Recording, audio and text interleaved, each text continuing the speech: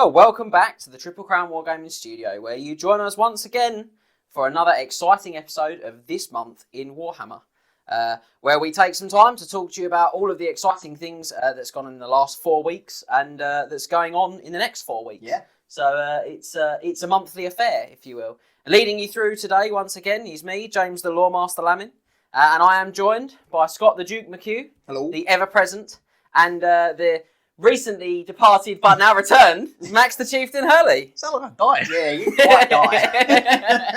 I am back. Yes, I am back in the studio for now. Yes. Disclaimer: he didn't die. Oh, We tried our best. Thanks, mate. I was deep in the forest of the old world. That's what it was. That's what it was. That's the story I'm going with. So, if you've not seen it before, or as a recap, if you are a returning viewer, thanks for coming back. It's our usual mix of roundtable discussions on everything from the serious to the silly. All aspects of the hobby are covered. So as ever, we'll begin with new model releases over the last 4 weeks. Then we will take a look at the month in our hobbies. Then we will have a look at all the stuff that's going on social media. There's been a few small things on social media last couple of days. Anything major, nothing pops to mind. Nothing jumps up. No. Then we'll look at a bit of Warhammer news, so any events, things like that are coming up. And then normally we have one talking point, but thanks to that not so subtle, not so exciting social media, we have two onto today's episode, which is the Triple Crown GT. We're going to give you the full lowdown on everything that's going to be happening that weekend. I'm going to stop just rubbing the back of my head whilst I have this conversation. And the second thing we're going to talk about is Warhammer The Old World Q&A. So big news. There. Big news. To say that we are excited in the studio this week is this month is pretty massive, isn't it? Yeah, we just sort of sat and chatted for about an hour and a half before we started filming. We did, yeah. Now we're like, we've got to do this and then go to work tomorrow, which is cool. And then finally, we will round off as ever with what you can expect to see on the channel over the next 4, in fact, this month 5. Yes. Weeks. Because there's some exciting stuff there as well. So we're going to power through some of these sections because they're a bit shorter this month, and that's just going to give us more time to get onto the juicy stuff. Which I think, a lot of people are going to be watching this video for. Yeah, and I think we'll try and make the point of popping the times in the description for when we start talking about the Triple Crown GT for all of you guys that are coming. Yep. And when we also talk about this little Q&A thing from the old world. Nothing major. No. Just the revival of our game! It never died for some of us. No. It's like Max, he never dies. Put me down, I'm coming back. So we will begin with new model releases. And I've got to be honest, it's been a bit sparse on the ground over the last 4 weeks, actually. So we're going to touch on the Age of Sigmar Dominion box, which I believe is their new starter box for the game. And this is really because we've had a few people send us some messages on social media, some Facebook chat and the like, sort of asking us if what we think of the sort of hobgoblins and things like that. And I think that's really where the money is, if you like, on this one. Is if you're a Dowie Czar, or as sitting to my right, a budding Dowie Czar, he's one, he just doesn't know it yet. Not yet. Then there's obviously the actual hobgoblin kind of cutthroat models in there. Hobgoblins, I think, are great. Underutilised sometimes. Yeah, I think they're massively underutilised, and I like them a lot. So might be one for you. 125 quid. You'd have to find a use for the other half of the box. So that's sell it. Either sell it or find someone that does play Age of Sigmar to play with. Oh, you might use it for other things. I don't know. So there's a lot of creative hobbyists out there. Maybe some sort of statues and things like that. So we actually saw the models in the flesh, didn't we, the other day? We did, yeah. A few days ago, and because I think you were saying before about how you thought the hobgoblins were quite big. I thought they were too tall. The first glance on I thought they were a bit too tall. What did you think after seeing them in the flesh? I thought they're taller than they're slightly taller than a night goblin. Yeah. But I think that's how they are anyway, fluff wise. I mean, they're always they're a taller, bigger sort of goblin. goblinoid type thing. Goblinoid. It's a very good term. But then I also said they were quite wide as well. But that's more to do with the position of their arms. Yeah, they're all sort of that sort of pose. They're all sort of like the big old gun show. Yeah, the gun show, the cheerleader, whatever you want to call it. The goal. The American football goal. Other descriptions of it are available, basically. But I could see them possibly. I could see them being used. Yeah. the YMCA. Yeah. You have to green stuff some hats on them, as is a Chaos Dwarf want to do. I think they could easily work as a hobgoblin.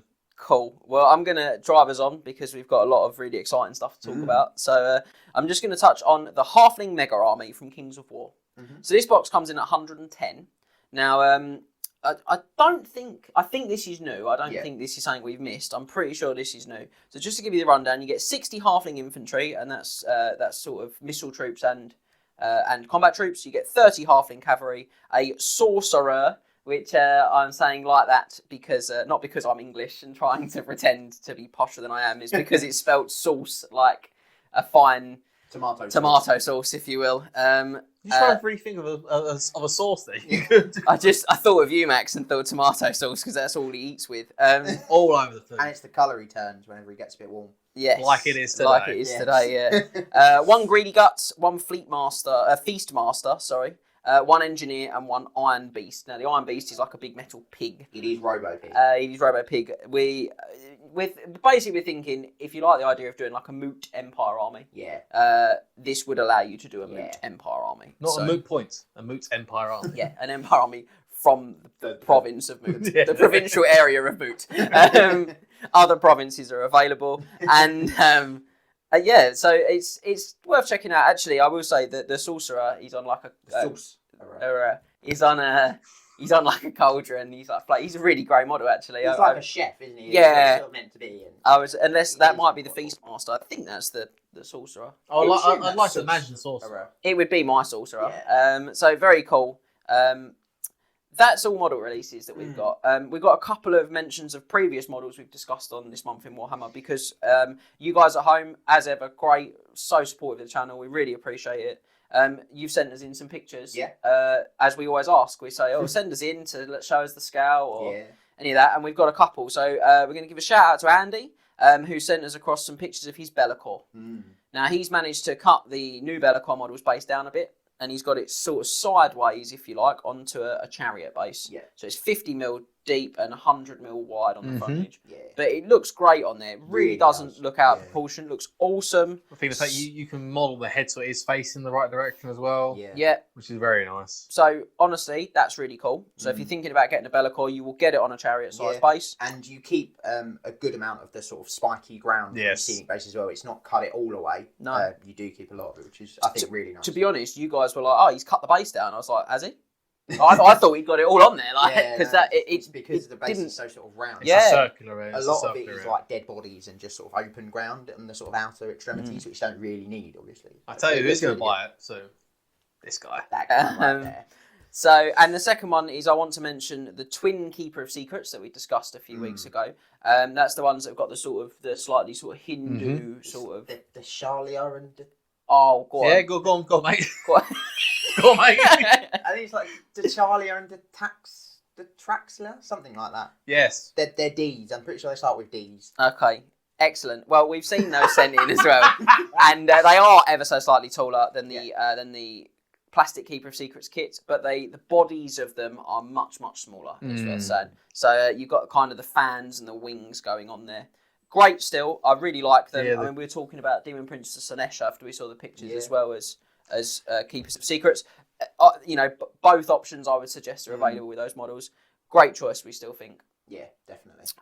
So the final thing I've got in the release section, I'm just going to touch on because we are going to cover it in Warhammer News more. But the final thing is the Light of Albion campaign. Ooh. So we finally got the opportunity to announce this to everyone. We're so excited. We had a really packed schedule for this month in Warhammer.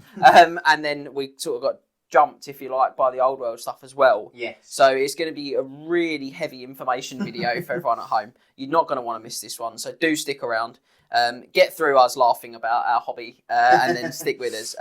But Light of Albion campaign tickets, it's going to be on in October, and we'll give you the full details very shortly in the rest of this video. So you've been warned. So I'm going to move on to the month in our hobbies then. So come on, Max, you've been away. What have you been doing? I've been away doing Beastman. Surprise! I don't know why I'm so aggressive. Beastman.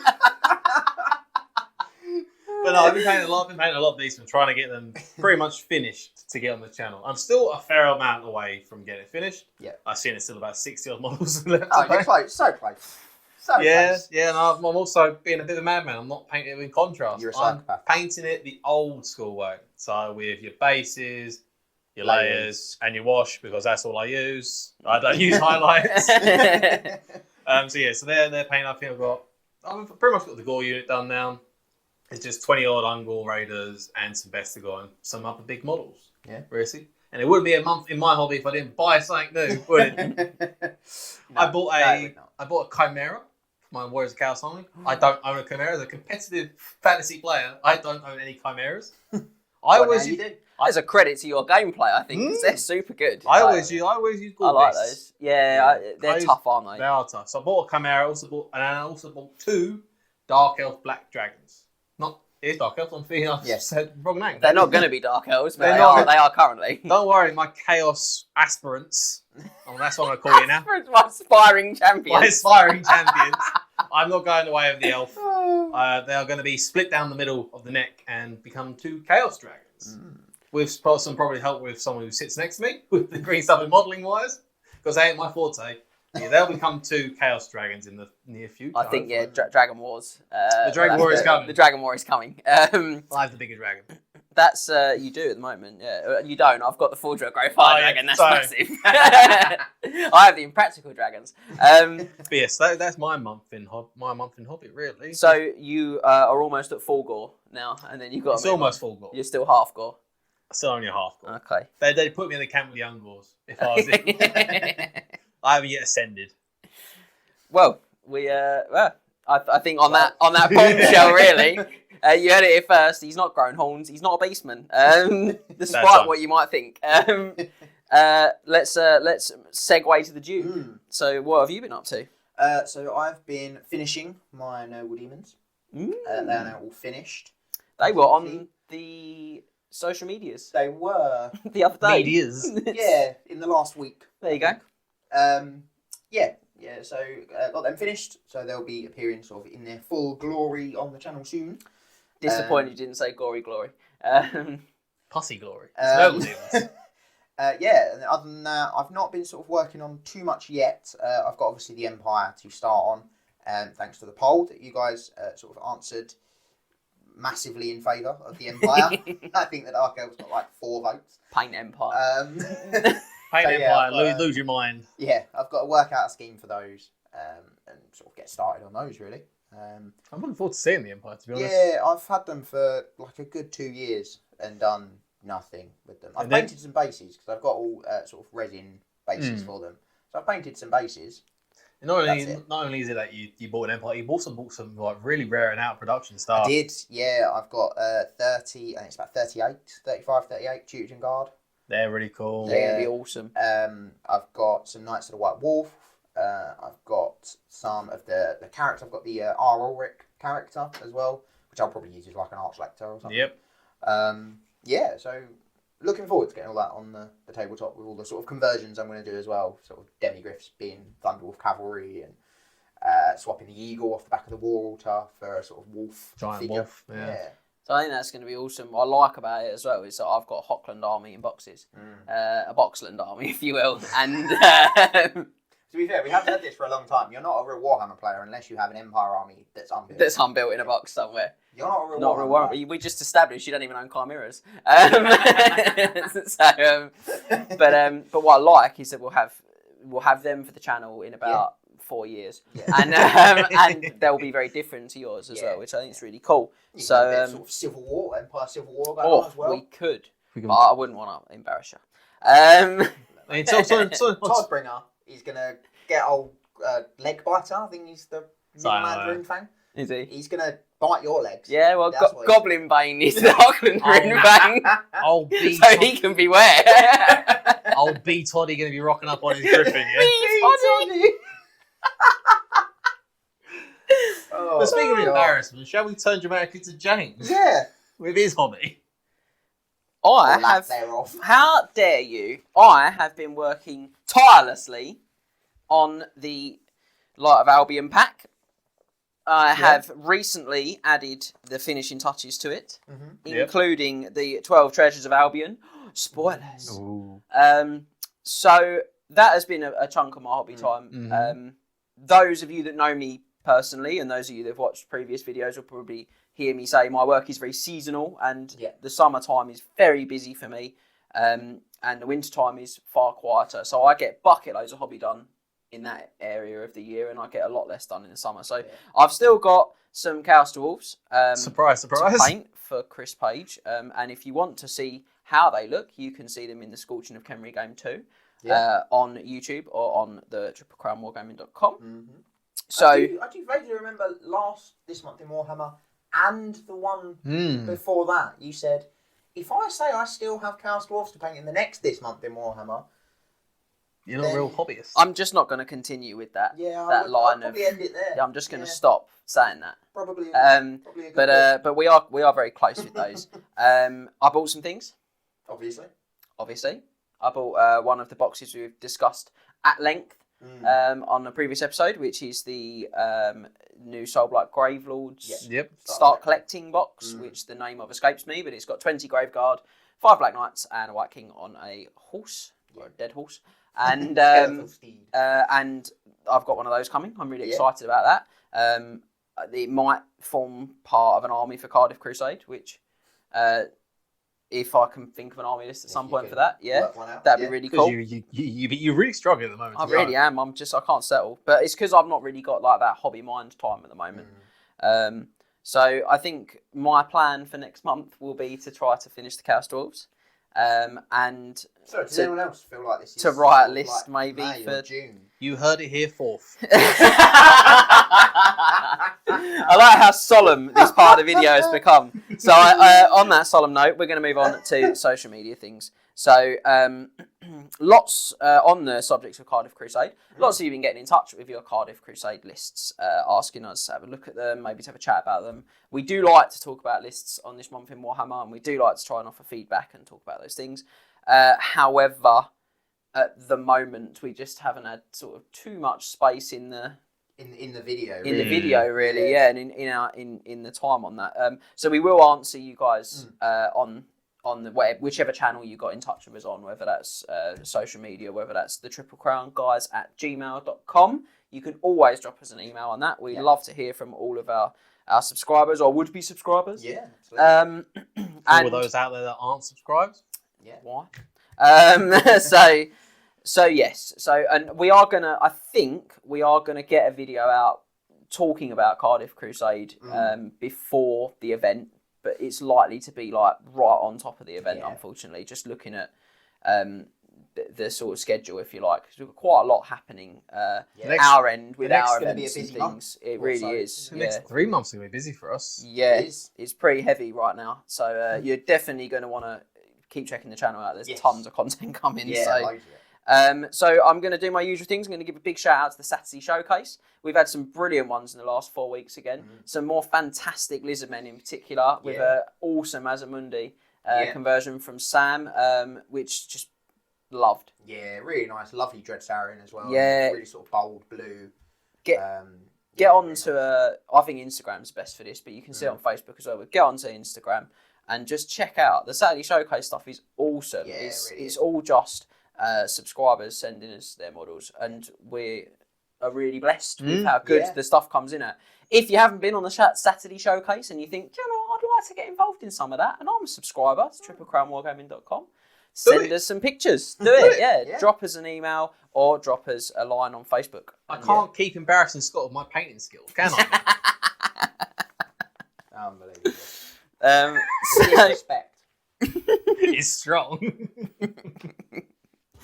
One thing I have got here is that I think we might have responded to you, but we've had a chat about it some more since, which is Jane got in touch and asked us about what we would do for war dancers. Now Games Workshop don't produce them, so what conversions and things like that we might do. Now I think that you got back to her with some suggestions. I responded to Jane with the Witch Elves, Dark Elf Witch Elves, with sort of slight, sort of maybe head swaps, or give them some sort of cloaks from like the Glade Guard kit or the Eternal Guard kit even.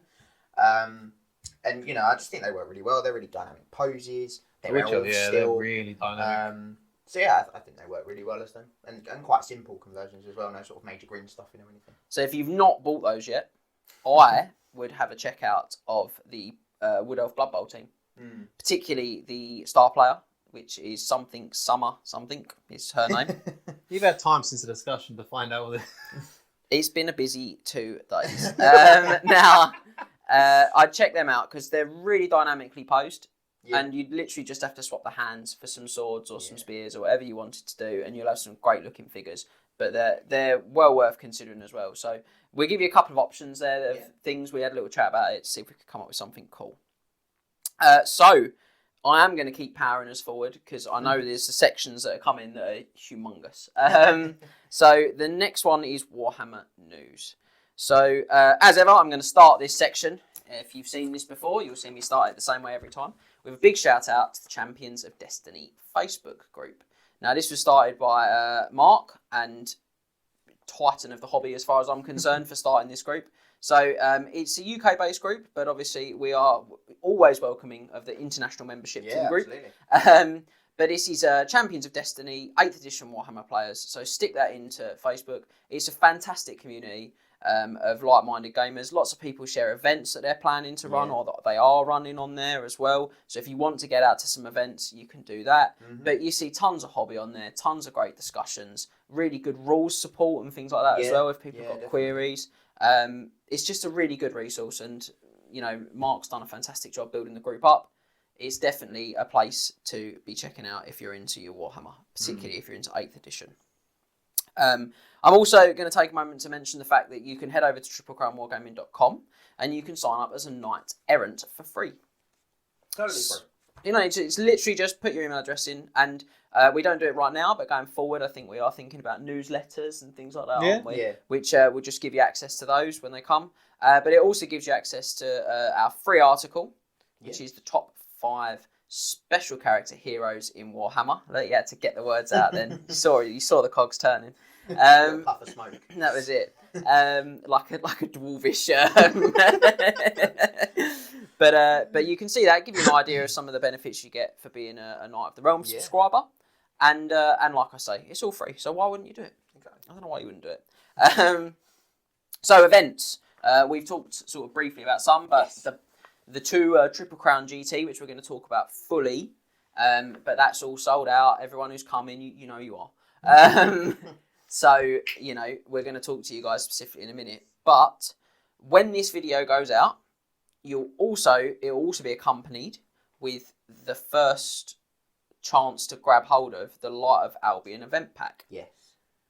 I said it right. So this is the biggest, most comprehensive event pack we've ever put together. Yeah. So far. Yeah. Well, I was saying the other night, I don't know if we're going to be able to do more than this one. But then I did say that with Kenry. So, so this one follows on directly from the Scourging of Kenry. So if you attended that event in 2019 and you're chomping at the bit to see where the story goes next, well, your wait is finally over. Yeah, or if you've been following the Scourging of Kenry in our series on YouTube or triplecrownwargaming.com, then equally, you're sure know where the story's going to go. Your shorter wait is over. Significantly shorter. Yes. So we're going to give you some brief shout-outs. Now, next month in Warhammer, when we get round to that, the sort of focus is going to be going through the event pack. And we're not going to do it sort of like page for page, because I think it's running at about 60-ish pages. So it's quite a lot. It's hefty. Yeah, I mean, you would buy a campaign supplement and feel pretty happy, and then you'll see that this event pack's free and be like, that's pretty cool. So you'll be able to get it from the download section of our website. It'll also be on our social media pages, and we'll also share it to lots of those groups, like Champions of Destiny. Now, the event is going to be held in October. It's going to be held on the 15th, 16th and 17th. So the 16th and 17th of October. The Saturday and the Sunday. 2021, not the Friday. Not the Friday, not the 15th. And Scott's going to tell you where it's going to be held. Because he'll get it wrong. Yeah, so it's going to be held in Colchester in St Giles Hall, which is right sort of just outside the town centre, opposite Colchester Town Station. And Colchester, if you've not been, is lovely. Lovely places to sort of stay and see while you're there, while you're not attending the awesome event. You can visit Scott's house. Yeah, I mean, you could. I mean, I wouldn't, but you could. I basically work for Colchester Tourist. Scott desperately doing his best to get a job with the Tourist board. But Scott's yet to announce his council campaign for 2022. But But Colchester is the oldest town in England, oldest city in England, in fact. England's first city. So it's historically very beautiful. And it's a beautiful building, actually, that we're holding this in. It's an old, very old church, essentially, that's been sort of converted inside to more of a sort of event hall. It's got a fully stocked bar as well. We've sort of options for lunch. So, yeah, it's going to be awesome. Yeah, it's going to be very cool. So tickets are going to be £27.50 for this one. Yeah. And that covers you for both your days. Yeah. As Scott said, you will have to buy your food at the bar. Yes. If you want to eat. But there is a bar for beverages as well, which is always good. It's going to be 50 players, this one. Yep. And as with the Scorching of Khemri, you're going to find this pack is packed full, if you will, of new special characters. You're going to see some return from the Scorching of Khemri campaign and some that don't. You're going to see the 12 Treasures of Albion, which are a whole new hoard of magic items for this event. There's new magic flags. I don't want to, you guys will be able to download it and kind of page turn it, but I'm just going to sort of hit the key points, if you will. 5 new missions, again, so new ways to play the game. There's the access to a free spellcaster for everyone in your army. You have to pay points for this spellcaster. I'm not going to tell you exactly the details of that. You'll see it in the pack. But all we ask is that you convert it up and bring it with you, and you get to use it in your army for free. You'll have the ability to take giants. Liam Howie, if you're watching, I know you love a giant. You'll be able to take giants in your special slot. And there's 2 completely brand new laws of magic that we've invented for the event as well. A lot of exciting stuff. This is really cool. Plus the victory conditions are so different to anything we've done before. It's a real narrative buzz. If you like narrative events, you're going to love this one. Yeah. If you like the idea of maybe going to an event but think, well, I don't know if I want to do a tournament because it's a bit competitive and I don't, to come to this is exactly what this is for. Bring the fluff. Bring something really thematic, play into the pack, and you'll have a fantastic weekend. And the Scorching of Khemri was such a good weekend, and I can't see this being anything but better, really, because there's more to do. I think that's, we'll go through the kind of real specifics of the things that we really enjoyed about the pack and stuff like that. And if you've got any questions, you'll be able to download it now and read it. If you've got any questions, you can send them in to us on email, as we said earlier, the triplecrownguys@gmail.com, on Facebook, and get the messages into us. We'll cover as much of that as we can on the next episode of this month in Warhammer. Yeah. The only thing I've got left to say is how the tickets will be purchasable. As with the Triple Crown GT, they'll be purchasable from triplecrownwargaming.com exclusively. Ooh. And they will be purchasable from 7 p.m. on Sunday, the 1st of August. Yeah. However, if you are a Knight of the Realm subscriber, because you're a bravest of the brave and boldest of the bold, you will have access to them exclusively 24 hours earlier. So that gives you 7 p.m. Saturday, the 31st of July. You'll have 24 hours to buy your tickets before they go on general release. And there is 50 tickets for this event. So if 50 of you or enough of you buy 50 of them, 50 will be gone before. But I think in reality, we'll probably see a good chunk of them go, but not all of them. Yeah. But like I say, check out the pack. It'll be available right now as you're watching this video.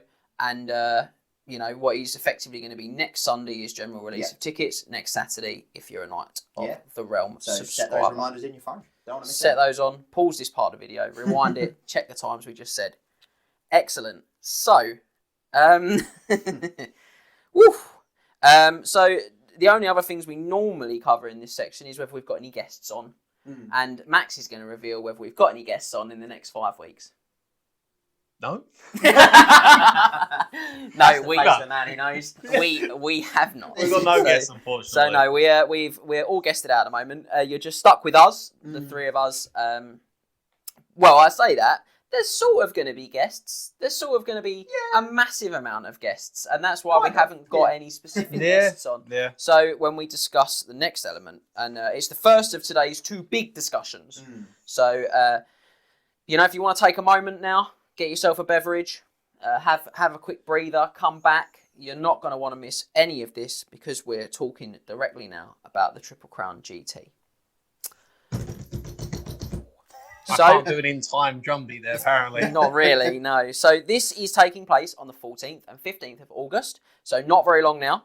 Your wait is almost over. We cannot wait to get this back on the road. No. We lost a whole year We did. to the COVID, and it's just not cool. It's just not cool. We don't like that. We love coming out and running a big GT. It sold out really quickly. Yeah. Thank you as ever for your support. We cannot wait to see you all there in what's going to be about 3 weeks, 2-3 weeks time now. Yeah, not long at all. 2 weeks. So let's do the things we've got to mention. I'm gonna get my cheat sheet to not miss any of these. And get more comfortable as he gets into the long run. Certainly is going to do that. So I'm going to start by saying where it is. So I'm sure you all know because you've read the event pack, you've bought your tickets, and you've almost certainly booked your accommodation if you're not local. And this one is held for the first time at Boards and Swords Hobbies in Derby. Now, I want to give a massive shout out to Ian and the team at Boards and Swords because they really came in with us. You know, really went the whole hog with us really for this event. They've been so cool all the way along, super communicative, super supportive of us, and we couldn't be more excited about going up to this venue. Yeah, I know that you guys have been and you're huge fans of the venue anyway. Yeah, it's really nice. And it's got a great rep in the community, the venue, and I can see why dealing with the team up there. So couldn't recommend them highly enough. What I'm going to do though, guys, is I'm going to read a very short statement from the venue, specifically regarding their COVID-19 restrictions. Because as I'm sure you all know, if you're in the UK, if you're some of our American and Australian and German, and we've got all sorts of subscribers, it's amazing. We love it. But if you're those guys, you might not know this, but it probably doesn't matter a great deal to you. Sorry. But from the 19th of July, the COVID restrictions in the United Kingdom changed. Well, in England changed, apologies. And Derby is in England, so it will apply there. So this is the venue's updated guidance that they put on their social media page. So I just took this straight off your page, Ian, and I'm going to read it out. So from the 19th of July, we'll be able to open up all of our tables again for casual gaming. There will be no need to book tables. It will be a return to just rocking up to the store and to play and paying your table fee on the night. Now, on face masks, and this is really specific for you guys coming to the Triple Crown GT. On face masks, we are still going to be requiring face masks in the store. We are making a compromise that if both you and the person you're playing with want to take off your masks while playing, you can. So that's when you're at the table specifically, guys. If either one of you doesn't want to do this, then please be respectful and wear the masks whilst you play your games as well. Okay? So that's going to be the mask guidance that we're working with on the weekend of the event. You will still need to wear your mask when you are walking round the store. The staff will be continuing to wear their masks as well. But you will also be pleased to know, ladies and gentlemen, that they will be accepting cash again from the 19th. So by the time we get to the Triple Crown GT, you'll be able to pay cash in the store as well. So I hope everyone's really clear about that mask guidance. That's going to be the expectation from us and when we're at the event. So on to the venue a little bit deeper, because I don't want you guys to miss out on any of the cool things about this venue. So they now have donuts available in the venue all the time. We are big fans of donuts here. We love a donut. We are big boys. So you'll get lunch on both days as part of your ticket price. You've already paid that. And that lunch is pizza. Woo-hoo. Who doesn't love a bit of czar? Excellent. Now, Derby's are. Derby's are. Derby's are. Not yet. Derby's are. Derby's are. Oh dear. I'm quite proud of that one. The pizza of the wolves. Derby's are. Derby's are. So yes. Now, something that Ian and the team said to us, which I'm going to put across, is that if you want to contact the venue before heading up, you'll be able to order in direct-only items for collection on the weekend. So if you've got some Games Workshop, for example, do a lot of direct-only. If you've got some items you'd like to purchase, well, you can have a chat with those guys on the phone or organise that with Ian and the team up there, and they'll be able to get those things in for you. So you'll be able to collect them on the weekend. Who doesn't want to leave a weekend with more models? Let's be honest. That's if you're not doing that, you're doing it wrong. It's almost a guarantee that I'm going to take some stuff home. Other than when we went to Sheffield and someone stole Scott's case out of his boot. Yeah, that was I think that's the only time we've ever come home with less. We shouldn't laugh, but we'd spent the whole evening before saying his car was going to be on bricks, and we got there, someone had broke into it. Let's be honest here, it wasn't Scott's models. Scott was a courier. Yeah, to be fair, they weren't. Yeah, they weren't actually just a courier. Arguably worse. Yeah. Sorry for all involved. The worst bit is still the fact that they stole my CDs. These little mix CDs. No, they left the Little Mix They ones. left the Little Mix ones. That's all right. They left the Little Mix ones. They stole a Taylor Swift CD. I was gutted. Questionable music choices from the Duke. For a man. I admit, This is what I have to put up with. So, yeah, and the last thing I want to say about the venue, to get back on track, back to that. is fantastic parking. Yes. It's fantastic parking at the venue. It's like a little retail park. Retail park, yeah, that's the word I'm looking for. So there's lots of great parking. So I'm just going to do a quick recap because we got a bit of a mess there. You heard the stuff about masks. You can find that on Boards and Swords Facebook page as well. There's going to be donuts available. There's going to be pizza for lunch. You can contact the venue to get direct-only items ordered up for you on the weekend. And there's great parking. What is going on? How good is this venue? I cannot wait for this event. I really can't. Yeah, it's going to be, and we have not got long to wait. No, and we've got a lot going on as well. we have, yeah. So on the Friday evening, we will be at the venue setting up, as we always are whenever we put an event on. However, we're going to be live streaming that this year. Yes. We'll be discussing on our pages with you what the breakdown of army lists is in terms of what races are coming. So we're not going to sort of reveal any specific army lists, magic items or anything like that. It'll all be closed lists, but we'll just sort of say, we've got half a dozen High Elf players coming, for example. X amounts of whatever that's coming. There are 4 Chaos Warrior Demon Princes. Yeah. And they're all mine. And they're all Max's. But the other thing there as well is that we'll be around on the Friday night. Now, none of us are taking part this year because normally Triple Crown we'd have more tickets. Yeah, normally we do. We normally have one person who doesn't Triple Crown, which is normally James. But normally sort of the rest of us will play. But because we had a more restricted number of tickets because of the venue size, unfortunately, we decided that we'd sit out this year. And give James a hand because he always moans about it. It's worth saying as well. It's still a great sized venue. It is. It's just we've been spoiled, I suppose, for size in the past. We have, yeah. But yeah. So we'll be around on the Friday night, and I'm sure we'll all be looking for a cheeky game as well. So if any of you are coming up and you fancy that, or if you just live in the Derby area and you think I've seen these guys on YouTube, I could beat them at Warhammer. Come and have a go. I could beat them at Warhammer. All right, big man. So I won't be playing. 100% not losing because I'm not playing. No, I'm kidding. We really will be looking for games, and we'll be looking to have some fun as well. Yeah. So and you can just come down and chat to us. As well. And be on. So that's the Friday night. There'll be a stream. We're looking forward to it, and that is really the beginning of what is a weekend packed full of live streaming. Yeah. So we will be live streaming a game from every single round of the event. The venue have been super supportive over this as well. Yeah. So you'll get 5 games of Warhammer, which will be live streamed, and then they'll go onto YouTube afterwards, which is going to be a variety of armies because we don't know what they're going to be yet. No. Lists haven't been submitted, and. Well, yeah, on top of that, we're going to be doing the best painted armies. We'll be live streaming that competition. It's always fiercely contested at Triple Crown. Really I've seen the list of people that have bought tickets, and if you're a real hobbyist, you're going to see some fantastic hobby on that. There's, I think, 3 previous Best Army winners. Coming again, yeah. So, the comp 4. Duke it out.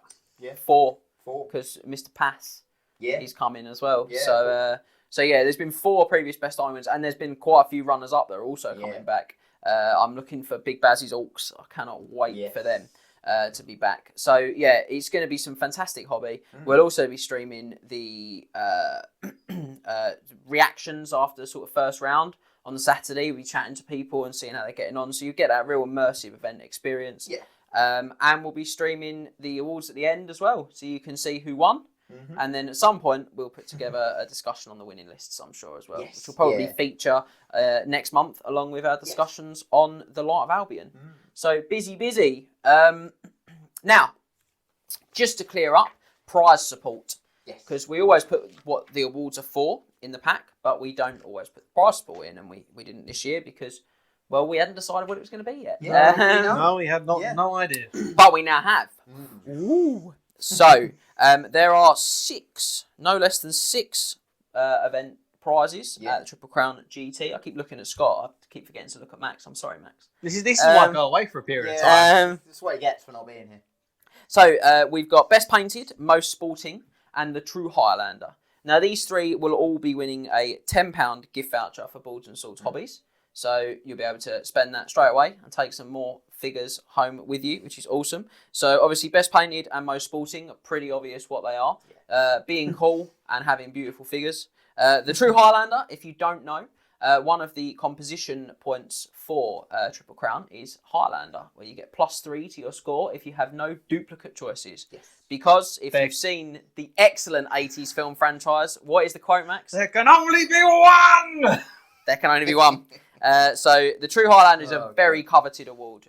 Twice we've had True Highlanders also make the top 3 of the GT as well. So it's not like it necessarily makes your army significantly weaker because you get those plus comp points. Yeah. So really cool. I'm sure it'll be hotly contested again. That'll be great. Now we move on to the big 3. Third, second, and first. Now, third place will also receive a £10 voucher for Boards and Swords, and for the first time ever, you'll be receiving 10 exclusive Triple Crown Wargaming dice. Yes. Now, these ones are going to be in bronze, and the only way to get them is to come third at a Triple Crown GT. Is to be that good. Yeah. So, effectively, if we've only had 10 made now, because it's the first year we've ever given them away. So, you'll have 10 for coming in third place. They're the same as the ones you see us use on the channel all the time. The black with the gold crown on, except these ones are bronze with a black crown on. No, white crown. Bronze with a white crown on. You heard it here first. Moving on to second place, you'll receive a £15 voucher for Boards and Swords Hobbies and 10 exclusive Triple Crown dice, this time in silver. So, again, similar to the last ones, these ones do have black crowns. They do. But they are silver instead. Yeah. And again, it's the only way you're going to get them. And finally, first place, you might see a pattern. You'll have £20 gift voucher to spend at Boards and Swords, and you'll have 10 exclusive Triple Crown dice in gold. Orangey gold. It's gold. I think it's gold. It's gold. Yeah, I would say it's gold. So these ones have also got black crowns on them. And again, we've only had 10 of these made. Yeah. So it's the only way you're going to get them, is to be that good. So something really cool and really exclusive that you're only going to be able to get there. So yeah, that's the general awesomeness of the weekend. Now, just as a quick note, we were going to release on the Sunday evening our Wood Elf deep dive video. I've spoiled that. That's sort of where the for you now. Schedule that's where our schedule sits. But that will be moved to the weekend after now, because with all of that live streaming, 10 Warhammer games, it's going to be absolutely packed out schedule anyway. 5 Warhammer games. Sorry, 5 Warhammer 10 games. live stream videos. 10 live stream videos, 5 Warhammer games. It's going to be a packed out schedule. Yes. So we're going to move that on to the next weekend. So effectively it's 5 weeks before you get another this month in Warhammer, because you've got a whole additional weekend of content. And with the regular battle reports we do, you'll have 7 to feast on this month with a vast variety of stuff you won't normally see on the channel as well. You wanted more, you're getting more. So yeah, it's going to be awesome. We're so excited. And this alone would have been the pumped up thing about this month for us. But absolutely. Now we get to move on to our second big discussion of the month. Quite big, this one, I'd say. Yeah. Sort of average size. So you may have noticed that it's yesterday for us, but it would be Wednesday just gone for all of you guys. Sort of 3 or 4 days. That Games Workshop happened to release a out of the blue Q&A. It really completely out of the blue. I literally was having a little bit of an afternoon power nap, and I got up to about 25 messages. I got a phone call just like, what is happening?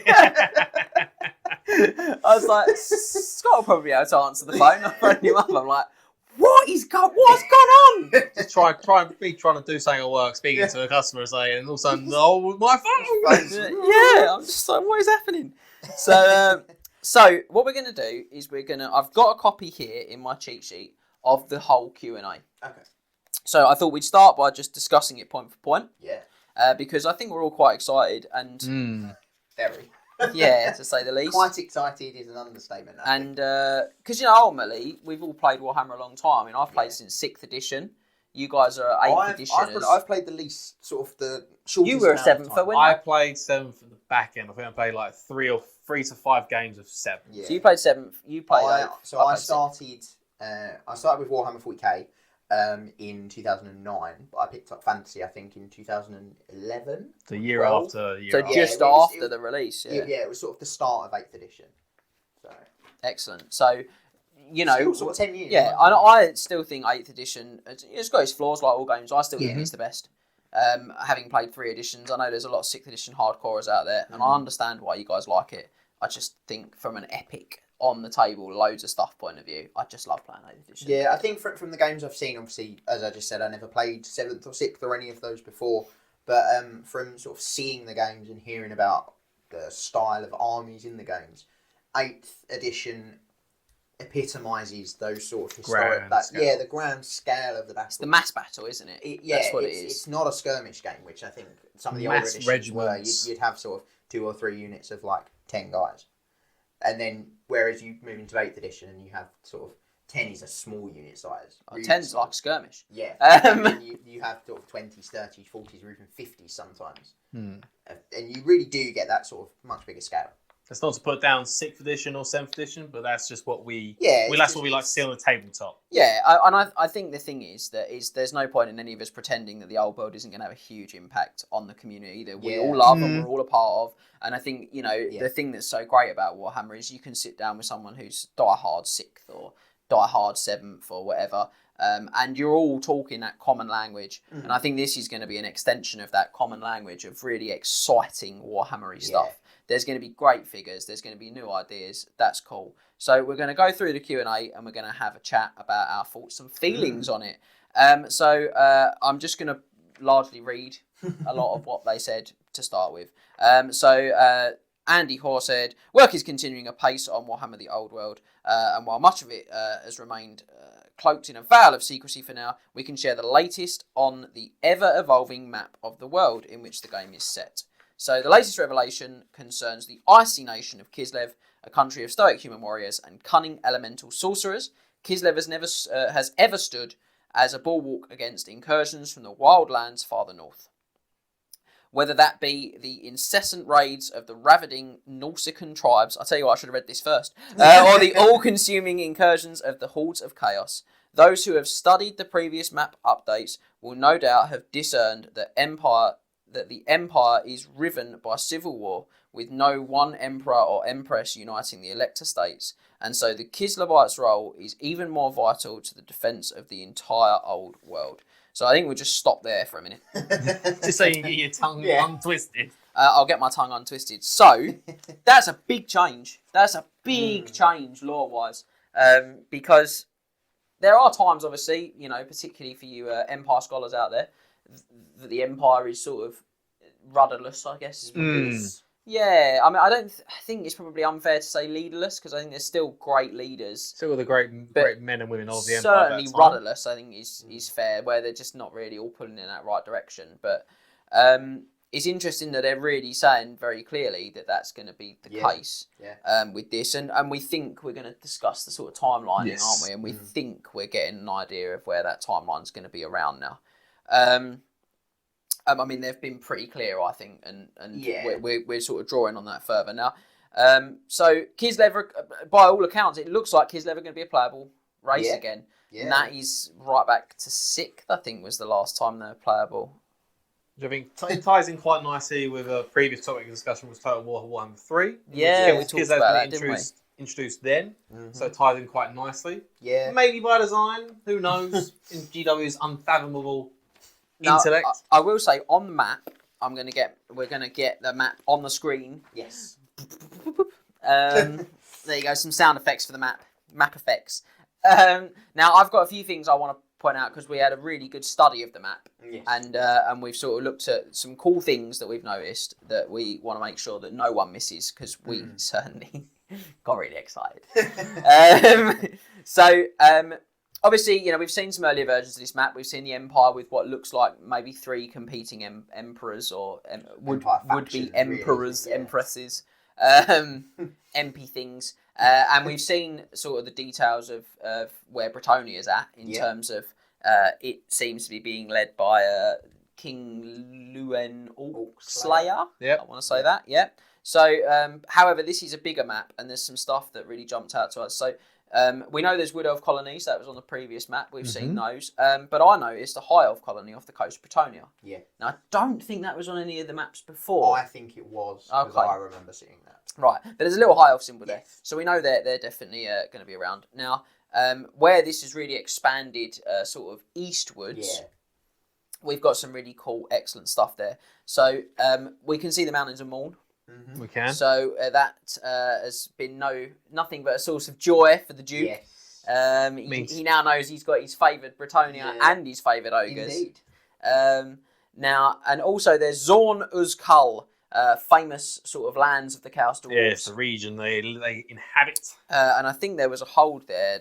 I'm sure this was law, or if it might have been changed, but I think that was a dwarf hold, and that was the first hold that became like a Chaos Dwarf. Maybe in Zarnagrund, I'm not entirely sure. Yeah, maybe it's. I don't know. I'm possibly showing a little bit of confusion in the lore there, but that seems helpful. There's mentions, and we'll touch on it again in a minute, of hobgoblins and half goblins, half orcs. half orcs, sorry, yes. which are very much classic Chaos Dwarf 4th edition stuff, which is really cool. And actually, if you zoom in a bit, on one of the maps is a little sort of more pointed in that area. If you zoom in, you can see sort of right in the top corner.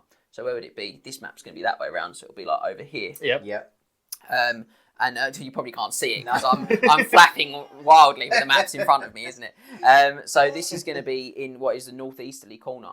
You'll be able to see the actual classic 4th ed symbol for the Chaos Dwarves, the skull with the lightning bolts. The 3 lightning bolts coming out of the end. So that's really cool. Children of the followers of the Dowies are rejoice. Future followers of Dowies are also rejoice. Because it looks like you guys are definitely going to be sticking around, and that's just up to the right as you look at it. Sort of top right. Yeah, of the Kislev bear icon, as I'm calling it. Now, on the left of that Kislev bear icon, you'll also see what looks like to me to be the symbol of a dwarf hold. So that's really encouraging. It's a sort of metal, or looks like a sort of metal dwarf. Yeah, face, sort of face. A Yeah, bit like the Ironbreakers helmets. Is it Ironbreakers? Yes. A bit like that sort of face thing. So yeah, very cool. I've got a dwarf army that we've seen very small smidgens of painted on the channel in the past, and really excited about you got stuff to look forward to having in the a good future. excuse to do them. Now, right, let me just go back to my little notes on the map. The map's still in front of me. Now, if you look down the World's Edge Mountain, you'll see lots of orc glyphs, sort of dotted everywhere. So again, we know that the orcs are mentioned specifically a little bit further on, but it looks like the orcs are still going to be roaming the World's Edge Mountains. Yeah, they were in on one of the previous maps as well in Bretonia, weren't they? I mean, the orcs are just everywhere at this point, so it would have been everywhere. Would have been a shame if they didn't turn up. Yeah. So to be honest, you're going right. We can see Bretonia, we can see High Elves, we can see Wood Elves, we can see Empire, Kislev now. We know there's talk specifically in these new rumours, these new sort of Q&A section rather of Warriors of Chaos, Norse, and things like that. We can see the 4th ed Chaos Dwarf symbol there. We can see the regular Dwarf symbol. Lots of orc stuff. It's starting to feel like home. It's starting to feel like It's being populated now. Starting to feel like we're coming home. Not it's we.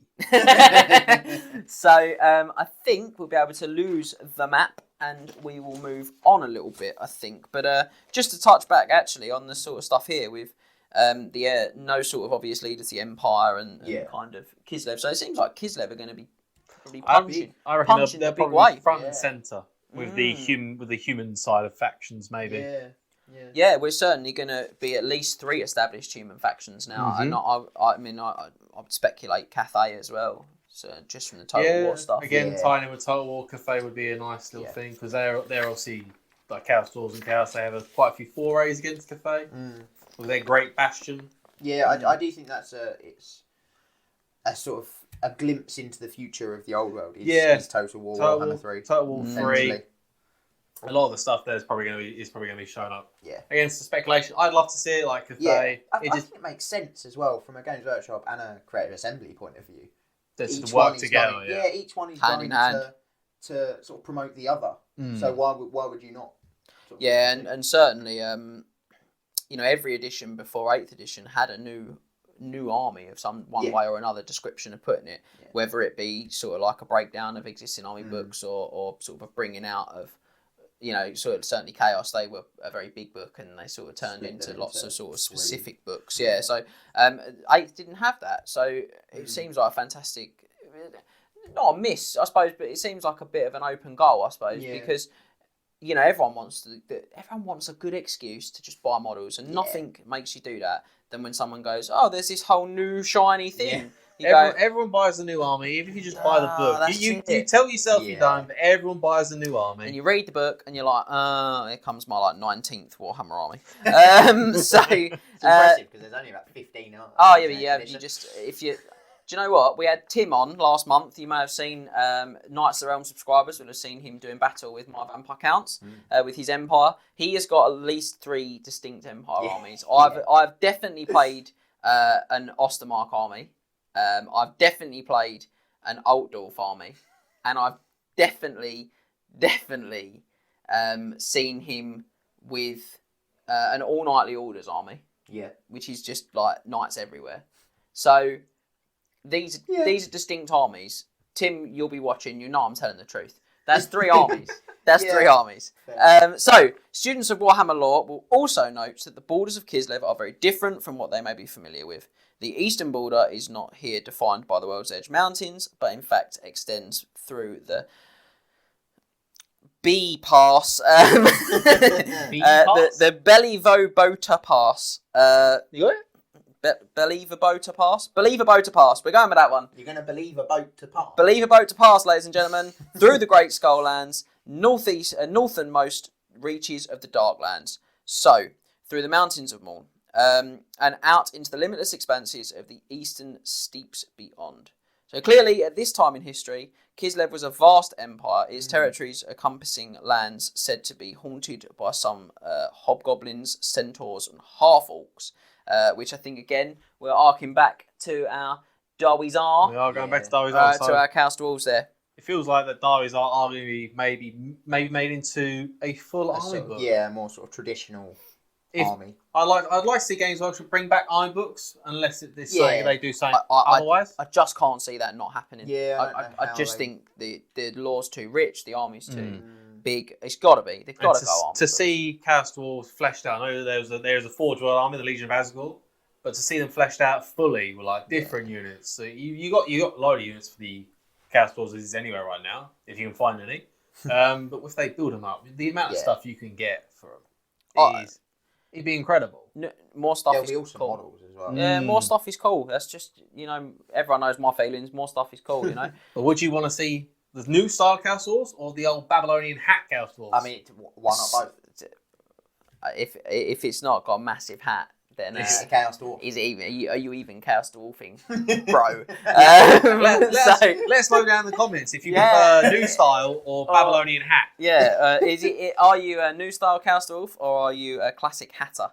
Then I've got some more here. They said we put a couple of updates on the progress of the development of Warhammer The Old World setting now, and we've kept a close eye on the responses on social media.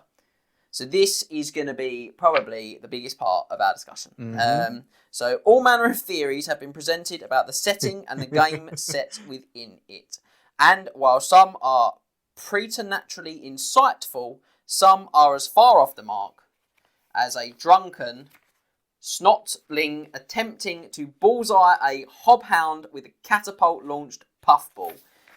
That is a sentence. It seemed worse. It's across 2 pages for me, so I just wasn't expecting it. I'm not going to lie to you.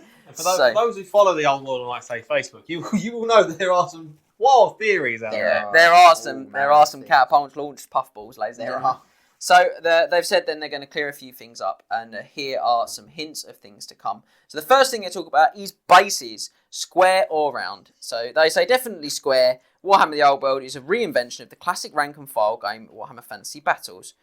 Regiments move in ranked up units, and strategic manoeuvring into position to launch or receive critical charges will be as much a key part of the game as it ever was. Now, I'm just going to have a small rant.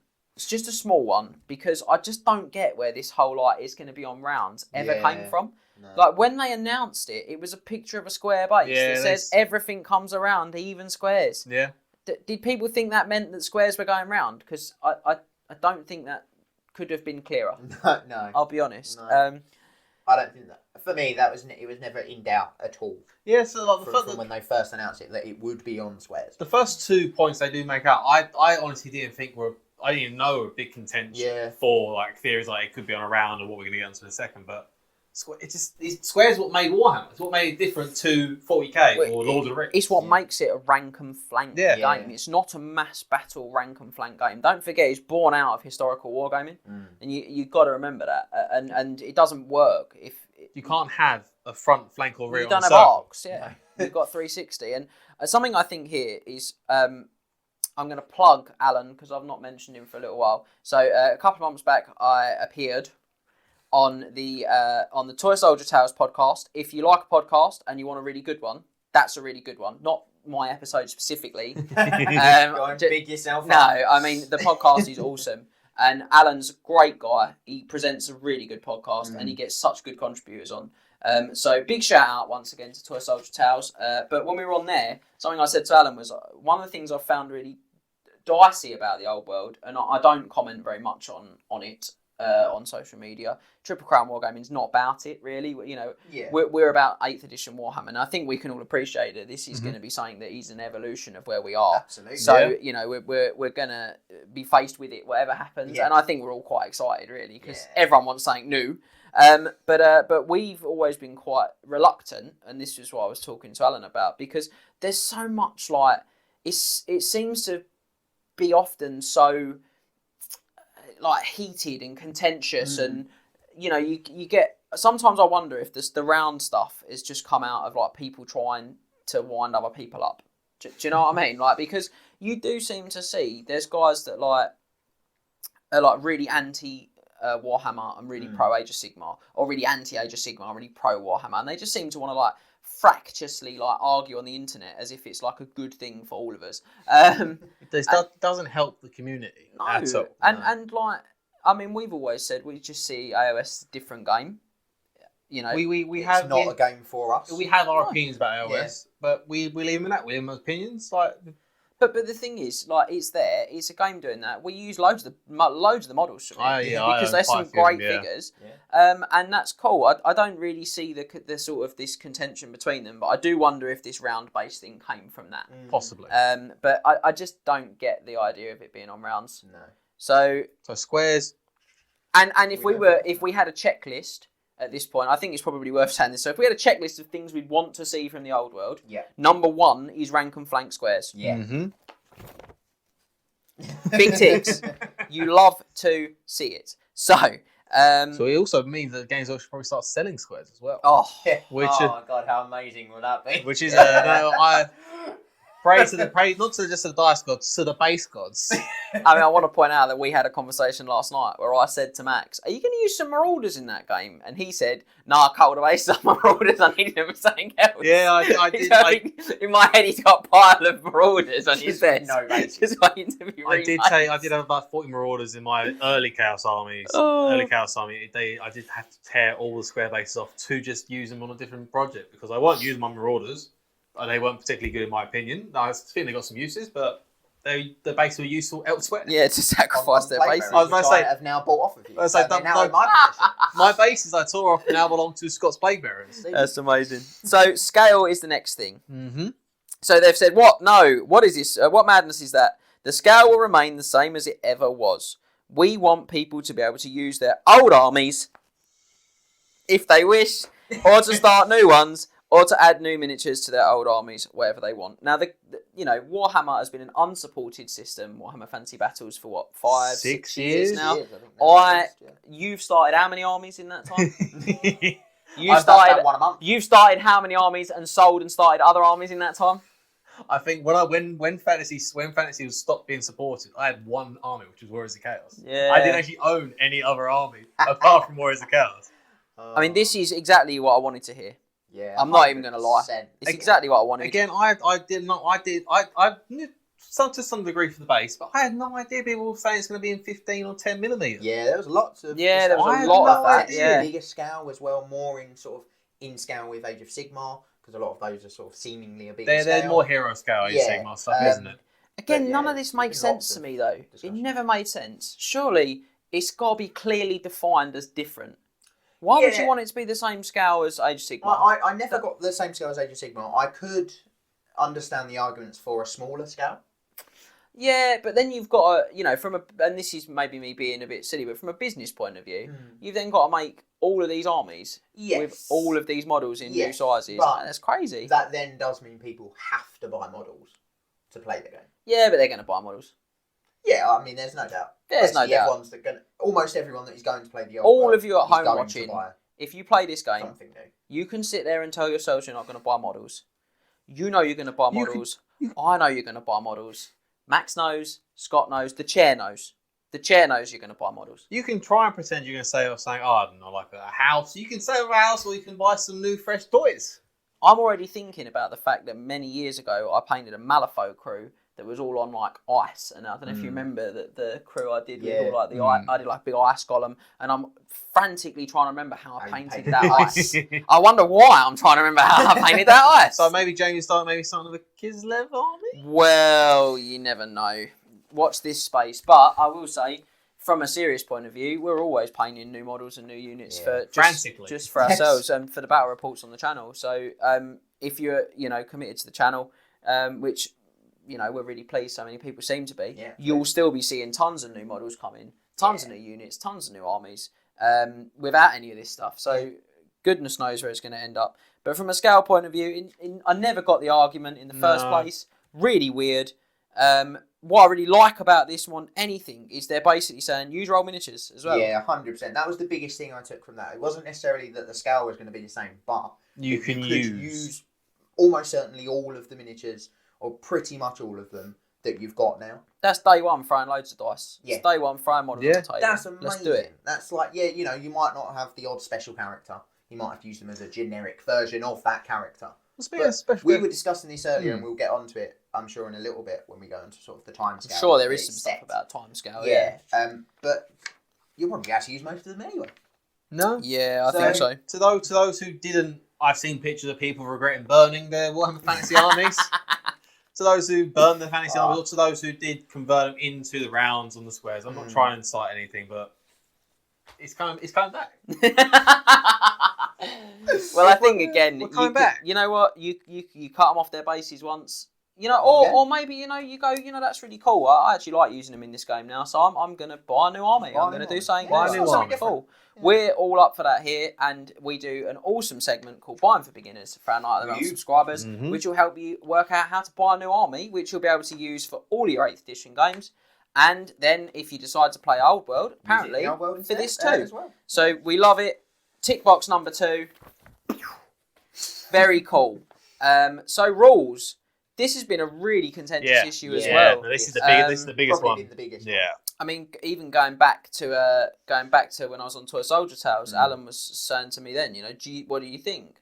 And I was very much like, I just think that it will be really close because I think to 8th edition. 8th, yeah, because my argument is, and this has been my argument with you guys privately as well, hasn't it? Is that if I've got a team, they've got a finite amount of time. Yeah. If they spend a lot of time working on a core rule book, they can't spend that time working on cool new miniatures, on cool new fluff, on cool new rules for new models. So, it makes sense in my mind that you would probably stick quite close. And I feel like there's some of that in here, but I also feel like there's some flips. So, they've said totally new or 8th edition. They said both.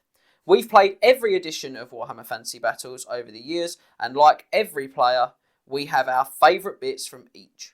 Warhammer The Old World will gather up all of our favourite mechanics from 3rd edition to 8th edition, so 5 editions in total there, and add new elements where needed to create something deeply familiar yet fresh and new. I really want to explore this. Yes. Yeah, I also want to point out 6 editions from 3rd to 8th. Thank you, because it's inclusive. Yeah. Apologies. So 1st and 2nd edition, I mean, they do mention this, but I mean, if you don't know, it's much closer to like a role-playing type game. It was very much closer to a role-playing game. It's not like a sort of army mass battle game, is it? No. I remember when they brought the 25th anniversary of Warhammer Fantasy, and they did the White Dwarf, and they discussed the editions, and I read that article, and I was like, the 1st and 2nd, it wasn't fantasy. It's basically a different game. It was you had your willpower points on like some characters, I believe. I'm trying to remember reading the article, frantically. There's loads. It was just like you had like empty spaces for you to input your own characteristics. Well, I think that something that's worth bearing in mind is that your general was always meant to be you on the tabletop. Yes. That's something you always talked about, and certainly when we were growing up with Warhammer, it was always something we discussed, and that comes out of that role-playing legacy, if you like. Yeah. So fantasy as a game as we know it was born in 3rd edition Warhammer Fantasy. Although even back then it was drastically different. Yes, Massively so, yeah. So overall, some interesting stuff I'd love to nick out here. The first one is the last sentence, actually, which is we're going to add new elements where needed to create something deeply familiar, yet fresh and new. Now, I've got really high hopes for this. We discussed it before we started here.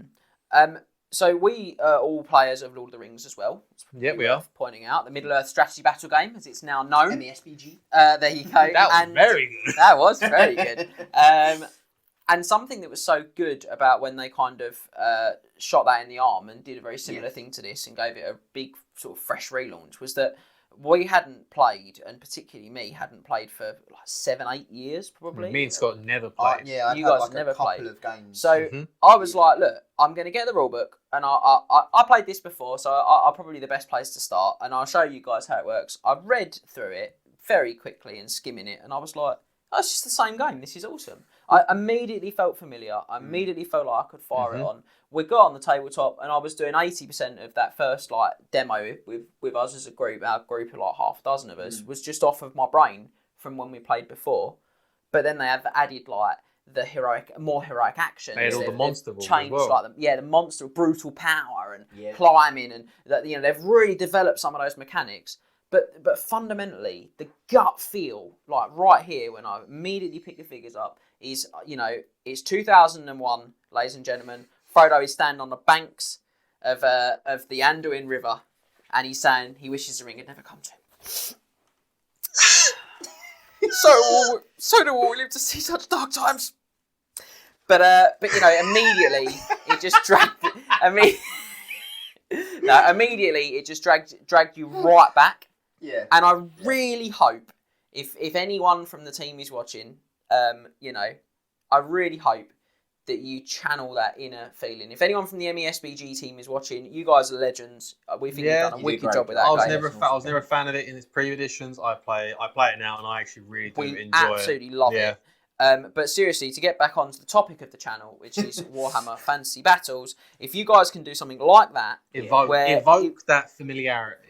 But but add those little flares, those little flashes, I think it's going to be excellent. I cannot wait. That's such an exciting sentence to me because I feel like I've got an immediate frame of reference. Yeah, we could probably pick up the rule book, skim through it if it's going to be like that, and just immediately play a game.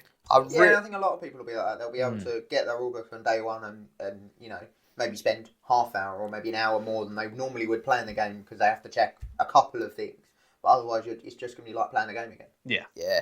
And I think, again, like, it's going to, when they say sort of specifically, totally new or 8th edition, both, I really like that because my gut feeling, I'm really hoping that it really retains the core mechanics of 8th. And I know there's little gripes and that people talk about a lot. And we're real lovers of this edition of the game, aren't we? I mean, even we see certain things that are a little frustrating about it. I know Steadfast. the World Dragon. It's not an edition problem, is it? It's just an item in a book. Lump it together in the edition, though, can't you? But the banner gets the whole edition really rolled up. Yeah. But I think Steadfast is what he was going to say. Steadfast is what I was going to say. I know that's a bugbear for a lot of people where sort of certain monsters don't break. Your front ranks count and monsters don't break. Cavalry can struggle. And I know that unit strength is something that you see a lot of people talk about online. Yeah, we talked about this before. We were saying that we think there's a really easy way of tying those two things together, and unit strength, deciding whether you're steadfast or not, would probably be a good way to do that. That could be what they're talking about. The melding of old and like familiarity and fresh stuff. There you go. That would be our hot take, I think. My hot take would be steadfast. My fix would be bring back unit strength.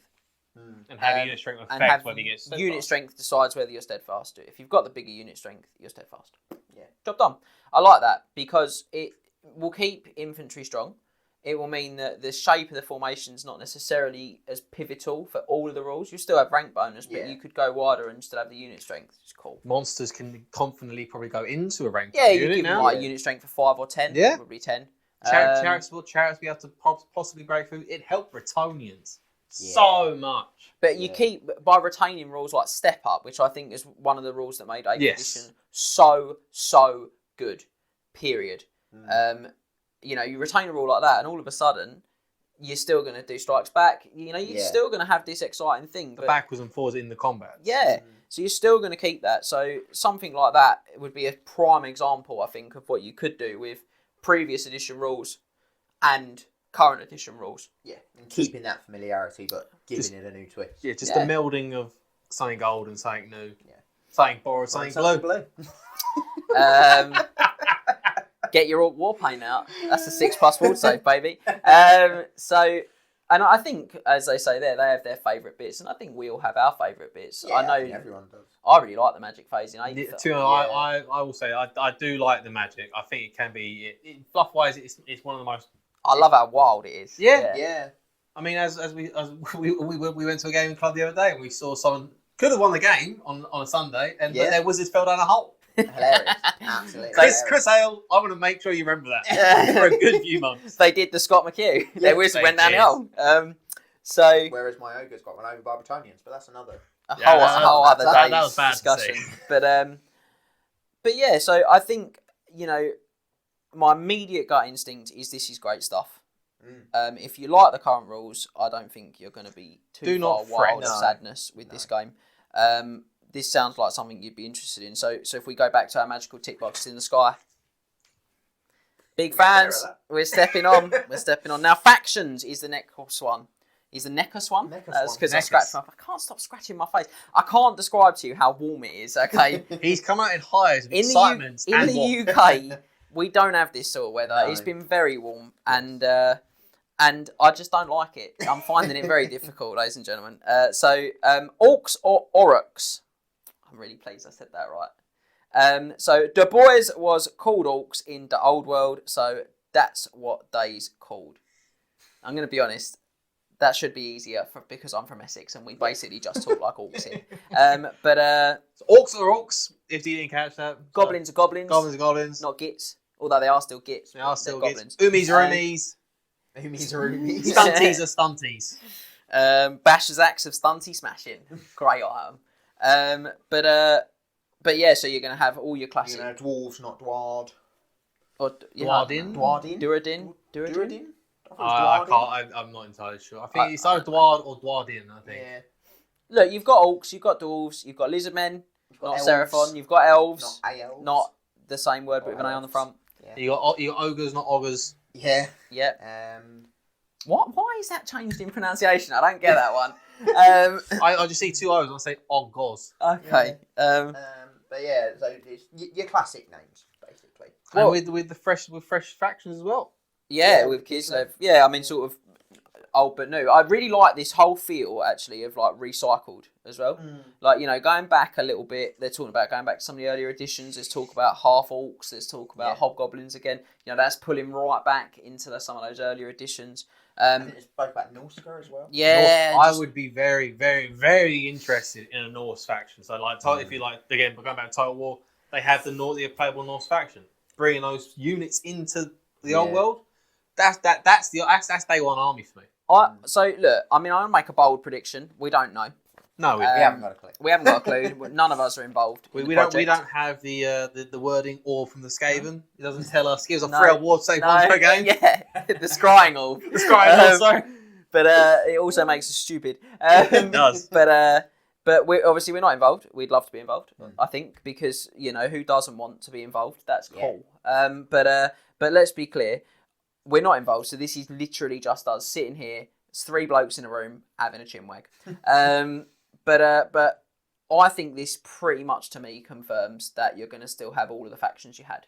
Yeah. I don't think this is going to be lost. I know you were saying earlier, you know, have we got... For me, it's lizards are the big one. I know Tomb Kings also aren't on the map anywhere. And they're probably the only 2. Dark Elves, I don't think, are actually anywhere on the map. To be fair, though, Dowies are or Dwarves weren't on the map. like a week ago. No, I know. So we could get another map, which is even bigger, which shows even more. But at the moment, those are the sort of 3 factions that I'm concerned about. I know we've not seen any demons, but I think demons. Well, there's so much talk about chaos. There's no way demons. I don't think you should be concerned about dark elves, because dark elves are corsairs and pirates. They're always traveling around the world. That's very true. I think, and you've got the other 2 elves confirmed. Yeah, they're not, because you've seen wood elves on there, you've seen high elves on there. You're not going to not have dark elves. Tomb Kings they could put as like the Norse have pillaged Khemri, so the Tomb Kings come to reclaim their treasures. Yeah, I mean, Errantry Wars as well. Errantry Wars. They're not far from sort of the old world, are they? Tomb Kings. No, Tomb Kings are in the Southlands. Yeah, just below the Badlands. Yeah, and the lizards are sort of there. There are some lizards there as well. I think Croc-Gars, he's down in the Southlands as well. I think. Is it not Tehennaham, the other one? Tic-tac-toe. Yeah, I think it's Tic-tac-toes over there. I think you guys are just looking at the Total War map now. Yeah, no, that's where I don't know whether how. I don't know if that's where they are in the fluff. I like to think that I know that Croc-Gar was sent out in the world by Mazda Mundi to start reclaiming the world for the old ones. That's cool. Yeah, so I think Croc-Gar could be the gateway into it, and he's probably going to be in it because he's 8,000 years old. Yeah, again, I think this is saying as well with it is that it doesn't make a lot. So I think Tomb Kings probably would be the one I'd be concerned about because they don't do a model range for them either at the moment. But let's be clear. They're iconic Warhammer. They are. People love them. They've become real cult status. Yeah, and they haven't got a model range for Bretonia, but they're all but confirmed. Well, that's it. And I just think... you can't have the undead without Nagash, and Nagash is from Khemri. Yeah, he's from the Hekari. Again, technically, we haven't even seen vampires. We haven't seen vampires either, no. That's true. But I mean, it's. I think we're pretty confident they'll be there. Yeah. Their area's been shown off. They're just not in it yet. But let's be clear. I think this is going to be the lot. I really do. Yeah. I think this is confirmation. Yeah. When they say factions or orcs or aurochs, I mean, to me, the fact they're saying, they was called orcs, that, it kind of feels like, that's how they were and that's how it will be. Yeah. If they'd have kept the map relatively, or the sort of images of the map relatively small, or as small as they had before, where it was just sort of a bit of Bretonia or a bit of Empire, then I think I could have seen that actually it was only sort of maybe 5 factions or 6 factions and a much sort of smaller game. But now they've had this massively increased map with a brand new faction in Kislev, well, not brand new, but sort of returning faction in Kislev. And it's showing off so many factions of the old world, and there's actually only sort of like 2 or 3 that aren't shown. Then I think it's very likely that they will all come back. Skaven aren't being shown on there, but not Skaven yet. they're under there, yeah. They're all over the world, so they're probably going to turn up again. I also think as well, this Scowl, in the Scowl thing, was it? They said, we want people to be able to use their old armies if they wish. Yeah. I just can't believe that they would then say, oh, well, actually, we do want you to do that, but we also don't include these. And again, from a Lizardman point of view... and a Skaven point of view. The whole armies are still available, really. Yeah. There's so little that's not. And Lizardmen are so pivotal in just the actual in the background. I think this is good stuff. So if we go back to our magical tick box in the sky... we're getting happy over here. So setting, what about the world's ending? Not the Simon Pegg movie. But I think they're talking about the end times. They would be talking about the end times. So, yes. keen-eyed moment in our Warhammer fantasy careers. 40 years of excellent fluff. What a shame. But it's okay, because I think what we're seeing here is that rich tapestry of excellent backstory, phenomenal character development is being brought right back to the fore by Games Workshop, and not a moment too soon, ladies and gentlemen. Keen-eyed observers will have gleaned by now that Warhammer The Old World is going to be set several hundred years before the end times. So there's plenty of space to explore the history of the setting. Especially knowledgeable students may also note that this puts us just before... James can't get the piece of paper separated. Really can't. What really does it put us just before? Just before another calamitous chaos invasion, and one which, while central to the story of the Empire and the entire Old World, was barely touched on in previous iterations. So this, I think, is where we're going to do a little more speculating as a group. Yep. Because we think we know the time. Yes. Ish. So you've got Max has got an approximate date for us. What's your approximate date? So if they're going by calamitous chaos invasion, if then it's not one of the many that came after it. I believe it's going to be the first great incursion of chaos, which was the year was actually by Imperial calendar 2302. Oh. So it's the current setting of the Warhammer fantasy world is 2532, I think it was. So that would be a couple hundred years behind, ladies and gents. Yeah, so 2302, it was so if they put a couple of years before that, so building up to the Great Chaos Incursion. 230 odd years 230 odd before sort of 8th edition fantasy was set. About 230 odd years before that. That's what I reckon they're going to go with. That's your... And I think... That's my hot take. We've talked about this, and I think we're all pretty much in agreement. Yeah. We think that's going to be about the time frame because the great. Sorry, I'm going to. Go on. So the great, as they say, it's not been touched on much in previous fluff. No. The first incursion, as far as I'm aware, was only ever spoken about in the Warriors of Chaos Codex. It's mentioned in the Army book. It's in Army book. Sorry, but Army book. It's also mentioned in the Empire book. It's mentioned that obviously it's part of the Empire, but any other. I'm not sure if the High Elves mention it and the Dwarves. They're definitely They involved. probably mentioned briefly in like a little paragraph. It has like the calendar section of the Army book. The great incursion occurs. So, but then it's not. It would also lean towards the fact that they don't mention it that often. Yeah, there's no sort of like there was no Black Library books about it. That's it. So the thing is, it's super undermined. Yeah, I think. So if you look at the times where there's not been emperors in the history of Warhammer, now obviously that they could change things. Yeah. But we know that there's not been much. There wasn't a huge amount of imperial leadership during the Vampire Wars at points. We know that there wasn't any imperial leadership to speak of during the Skaven incursion, the Red Pox affair, where Mandred Skaven Slayer wore the head of his enemy as a hat, Wall of Root, and drove them back.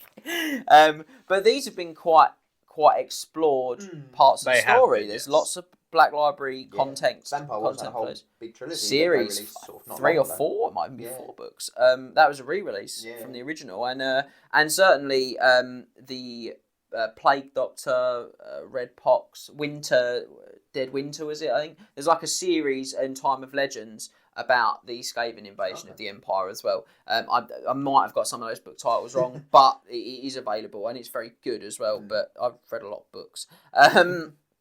So whereas this period would strongly suggest we're going to be focusing around the rise of Magnus the Pious himself in the Empire. So Magnus the Pious was the elected count of Nuln? Wissenland? No. Yeah. Nuln's the capital. Nuln's Wissenland's So we Wissenland. So Wissenland. So and he unites the Empire to push out the Chaos Incursion, the sort of great Chaos Incursion that Max talks about. Led by Asavar Kull, if anyone was wondering. Well, there you go. Well, the Eversrosen before Archaon, I believe. So very cool period. Now I do think that if that's where they said it, there is going to need to be some small twisting though. Again, put in the comments if I'm wrong. But I think that Teclis goes to the Old World during this period and he establishes the Colleges of Magic after the Great Chaos Incursion. That's not before, it's after. Which would mean if it was set just before that, which, again, we can see there's 3 sort of emperor characters vying for leadership of the Empire. So it's going to almost certainly be before the rise of Magnus the Pious, who becomes the Emperor at that point. There wouldn't be wizards, which I think would be odd to not have Empire taking part in that phase. They've always took part in that phase. They'd have sort of hedge wizards and like travelling. Yeah. But no sort of. I mean, established. They could do that, but I think that would be a big departure from the way Empire have played and a lot of Empire's options to play. So I wonder if that might involve just a little bit of a slight retcon, pulling the timeline around, maybe bringing Teclis over a little bit before. Yeah. Maybe he sees the incoming doom and he goes to try and help the Empire set up. I wouldn't be against if that was the case. No. It just brings that magical flavour into the Empire in the setting what we think is the setting they're going to go with. Yeah, I mean, it does make sense of a lot of what they've leaked, well, not leaked, but a lot of what they've kind of released that sort of teased, that's the word I was looking for, a lot of what they've sort of teased out, it would make sense that it was around that time. Yeah. We know that the Empire is fractious and sort of leaderless before that as well. We know it's a couple of hundred years before, so this is all kind of tying in very nicely. And this would give them a great opportunity to expand the power of Kislev, and also that would explain why Kislev's power is Because Kislev curtailed. is Huge chunks of it are destroyed. Kislev was the main area in which the Chaos Incursion happened. It goes from obviously from the Chaos Waste. They've trampled down across the river. I read this last night. The River Linsk. So they trampled off. They chucked the dead bodies into it and froze it so they can encircle a defending army. Trampled towards Prague. They besieged Prague and plagued it up. Not the European city. Not Prague. It's not a European city. No, Fictional Prague. Fictional Prague. And then they besieged it before Kolek Sunny decided he didn't like a wall and knocked it down with one strike at Star Crusher, his massive ammo, and then the entire horde of chaos poured into Prague. And so that's how Prague fell. And then they besieged the capital of Kislev, which the name has escaped me at the time being. Oh, I thought it was Prague. No, Prague's not the capital. Just cover my face because I don't know. But I'm frantically trying to think of what their capital is. Yeah. So either way, they besieged after the destruction of Prague, and they actually mutate a lot of the buildings into living people. Like the survivors of Prague melded to the buildings and created living hell. And then he just walked away because that's what chaos does. So that will be why. Yeah, Kislev's smaller. Kislev be small. So then they besieged the capital of Kislev and defended. The defenders were the Kislevites themselves, along with dwarven aid, because the dwarves do manage to get a party there with the High King, I think, at the time. Managed to get there alongside. And this in the 7th edition, I'm getting a lot of this from the 7th edition Warriors Chaos Codex. Army book. I keep saying Codex, I do apologise. Army book. The 7th edition Warriors Chaos Army book it has a 5-page story about the Great Chaos Incursion. Oh, wow. The dwarves, they pull off some major Chad energy, like performing rear guards, like as the Empire flee back into the capital, like just walking back, just shooting handguns into hordes of demons and marauders, and then they charge it once they see Magnus, because Magnus then sweeps in the rear. The dwarves charge out to help them out. It's all good stuff. So hopefully you've got 4 turns for the dwarves to cover that ground. But no. Okay. That's a passionate explanation. I ramble. I can't remember where we were at that point. So I think that would be the Triple Crown Wargaming team's hot take on where we think it's going to be the time frame it's going to be set in. It gives more options for more new characters as well, because a lot of the characters, like especially human characters, maybe not be around at that time. No, it's 200 years prior. Yeah, but you're still going to have a ton of the established characters available to you. A lot of the elves, the dwarves, basically all the elves, Chaos.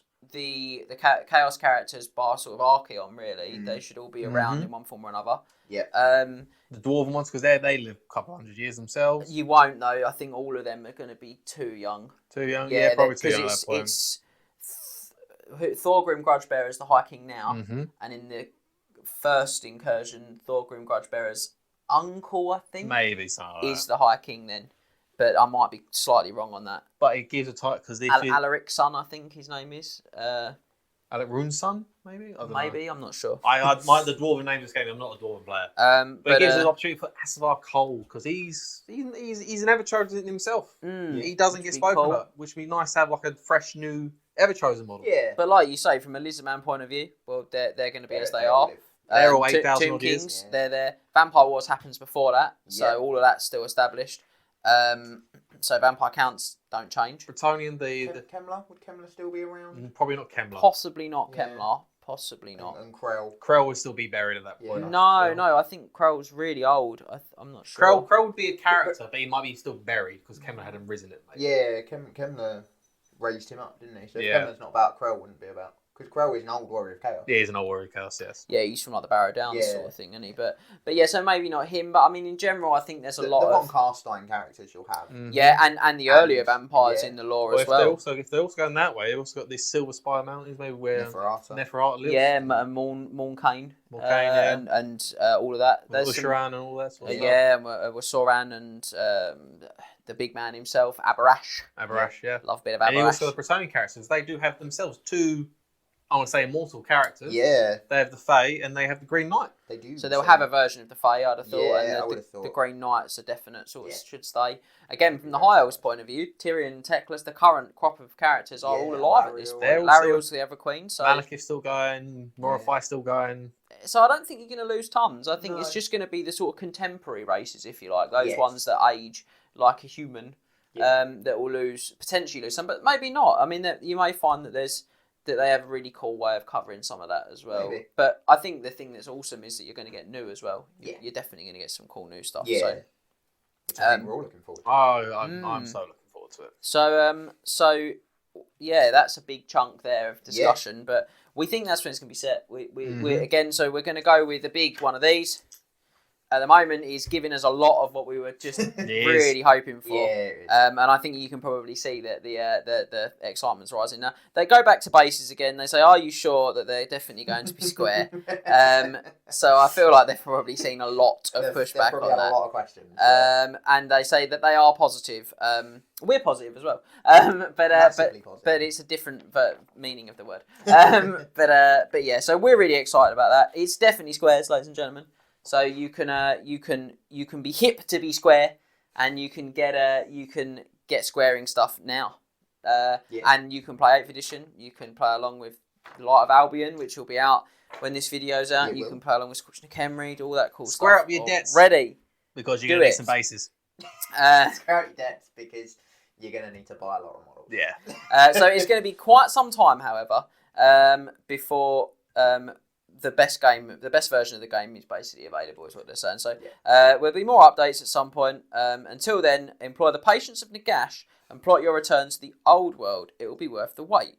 Now, interesting again there, the specific mention of Nagash. So he's a classic figure from the old world, fights Sigmar, does some dead stuff. So hopefully that's another... Does some dead stuff. Hopefully that's a good indication that the Vampire Counts and Tomb Kings are definitely going to be around as well. Hopefully. And they've got an awesome Nagash model. It'd be a shame. Well, he's not around at that point in time anyway. He's dead at that point. He's a hand, I think, at that point. He's a hand at that point. The chopped off hand. Yeah, he's a hand at one point, isn't he? You could just have a hand on the hand of Nagash. No, I want classic Nagash back. I want the big grin. With the massive head. Yeah. So meathead Nagash. I've seen some people go with the time frames. So this seems to be one of the Facebook pages saying they've actually correlated what month of the calendar that corresponds to in a certain year. Yeah, I saw someone saying it's the 22nd of like September 2026 or something like that, and then someone else was saying, oh no, you've got it the wrong way around because like the Americans they put the month before like the day, and the British they put the day before the month. So you've got it all wrong. You've been doing that, and I'm just like, seriously guys, it's just a picture. It's just like a clip art calendar. I'm really not sure it means any. I take this statement to mean they're not really sure themselves. No. Yeah. It's still a good few years out, I reckon. Yeah, I would say, and obviously just a guess. Yeah, at least a year. I'd have thought. I'd have probably said maybe close more. to 18 months. So I think there's going to be some time before you see it, Yeah. but that's also cool in some ways as well because you've got a whole lot of time to keep playing the game that you love, which is the current crop of 8th edition Warhammer. Yeah, and I think it also means you can, if you wanted to expand an army, you've got to buy a new army, you can be pretty sure that you're going to be able to use it in the old world as well. Yep. I'm going to buy a new army. What a shocker. So this is my shock face. And you can stick with us until then. Absolutely. Doing the cool stuff with 8th, playing out awesome event packs with new things in there. So there's still new stuff coming out. It's just not new stuff from Games Workshop. Yeah. It's new stuff from Triple Crown Wargaming. So that concludes the old world discussion. That will conclude the discussion today on the old world. A lot to take in from that. Manus. Yes. So that I'll give a big tick just because I like ticking leaves the us air. with one final section, which we're going to power through, which is another regular feature, which is what you can expect this month in Warhammer. What's coming from Triple Crown Wargaming. So I'm going to sit up for this. So all of the coverage from the Triple Crown Wargaming GT that we discussed feels like a lifetime ago now, but that we discussed earlier is coming. And just to remind you all again that's going to add to this month's schedule. It's not going to replace anything. So you're going to get a 5th weekend of content coming through August, and that's going to have all these extra games which will be up to view for free on YouTube, or you can sign up for free on the website as a Knight Errant and view them on there. Who wouldn't want to do that? Now, this month's War Council game, that's our competitive match, is an absolute classic, ladies and gentlemen. It really is. We've been really looking forward to this one. It's the High Elves of Ulthuan, not big word beatdowning this time, not taking a dive against Archeon. He says to dive, but he knows what happened. But instead, they're going to be bringing you their triumphant powerhouse best. They are one of the top tier armies in the game, and they will be fighting against one of the other top tier armies in the game in Demons of Chaos. Yes. Now, both of these are appearing in the War Council for the first time. They're going to be two really hard lists, and just so we can confirm, we did discuss not botwooding, not having the Banner of the World Dragon, but we are botwood or not to botwood? if that you will. was the question. But we're going to put it in because it's a competitive game, and That's what you're going to see. a competitive high elf army has them, and actually it's a good example, a good opportunity rather for us to talk about some of the counter botwood tactics that you can employ even with demons to help you do well in your games. So we're really excited about this one. Two new competitive, two sort of New armies that have been on, but they're new to the competitive element. Now, that will move us on then to the 5th and final instalment of the Scorching of Khemri campaign. That was nearly the Corching of Skemri. But it's now the Scorching of Khemri, which is what it is. We've got to the end, chaps. It feels like a lifetime since we started it. I don't really want it to end. I've actually had loads of fun. So I had a lot of fun with it as well. But it is coming to an end, and we're going to see if King Satep can win his final matchup. See, it's 2-2. It is. Team Scott and Max, Team James, it's 2-2. So this is a big one. It's a winner-takes-all scenario for this campaign. And we did promise you at the end of last month's video, at the end of Game 4, that it was going to be an absolute epic finale with a really cool big centrepiece. And that big cool centrepiece is what, Mr. Hurley? It will be Egrim Van Horseman, the turncoat High Magister of Lights from the Empire turned Zinch Disciple. Oh, I liked that. That was really good. And he is riding Baldros. Riding the great Chaos Drake Baldros. He's two-headed Chaos Dragon, which is a huge model. It's on a Terraglass base, so I won't spoil too much of what it is. We won't give away what the actual model is, but it is pretty big. Yeah, heavily converted. And we're going to find out if I can reclaim the Ankh successfully, or if the Raiders of Khemri are going to have their deepest, darkest desires fulfilled. Satep wipes brow nervously. Wipes skeletal brow. Concerns in Tomb King, ladies and gentlemen. So, going to be a really good game, and it's going to finish off that part of the story as well, and lead us nicely into the pack that we've just released. Yeah. Who'd have thunked it? Now, almost like we planned this. Almost so. Now, we just talked heavily in the last section about recruiting yourself some new armies. Yes. And it's another opportunity to do that with our Buying for Beginners series. And this time, we'll be taking you to the deep jungles of Lustria for recruiting a Lizardman army. So, Buying for Beginners, Lizardmen is coming to the channel. If you've been thinking about getting yourself a Lizardman army, we'll give you some advice on a strong list that you'll get for a great price. So, check that one out. Now, Warzone articles. We've sort of talked about all sorts of areas of the Warhammer world tonight, and we'll be back to the Warzone article. That's one of our 2 consistent monthly articles on the library. And the Warzone this month is going to be a chance for you to discover for the first time, or rediscover if you've been there before, the first siege of Altdorf. So that's some epic Warhammer history between the mighty Empire and the villainous Orcs and Goblins. So if you're into your Warhammer history, you're going to love that Warzone. It's an absolute classic. Old world classic.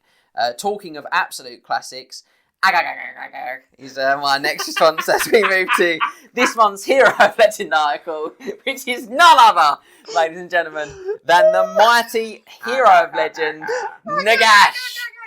Oh, I can't wait till we do this one. So Nagash is going to be the Skeletor subject himself.